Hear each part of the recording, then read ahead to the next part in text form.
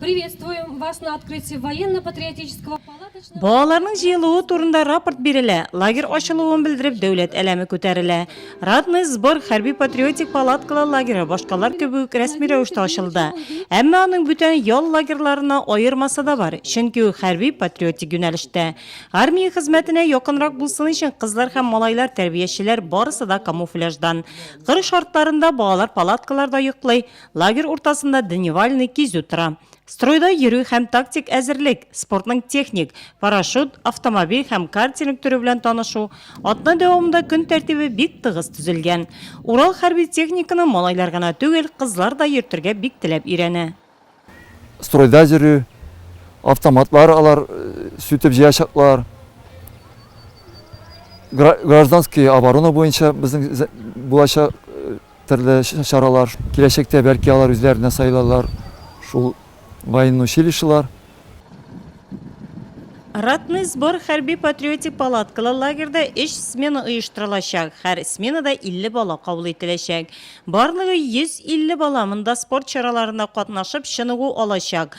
ДСАУ бүлеге җитәкчесе Ради Гыйниятуллин белдергәнчә, быел парашюттан сикерү буенча тоткарлыклар булмаячак, чөнки сикерү өчен очкыч бар. Тик бер шарт: малайларга һәм кызларга 14 яшь тулган булырга тиеш.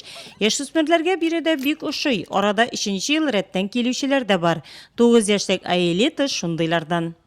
В том году на специальных машинках ездили. Үткән ел без махсус машиналарда йөрергә өйрәндек. Монда яңа дуслар табарга мөмкин. Работать, трудиться.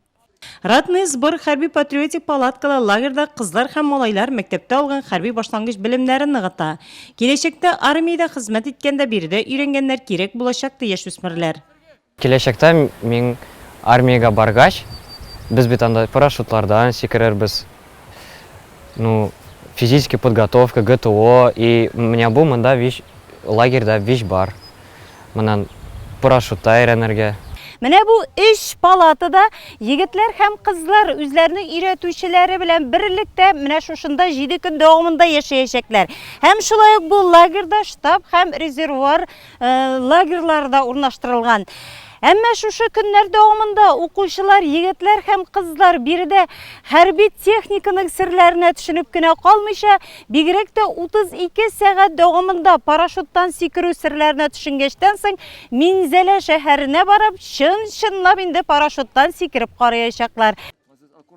Ратный сбор лагере кыр шартларында оештырылса да, балаларны ашату биредә яхшы каралган.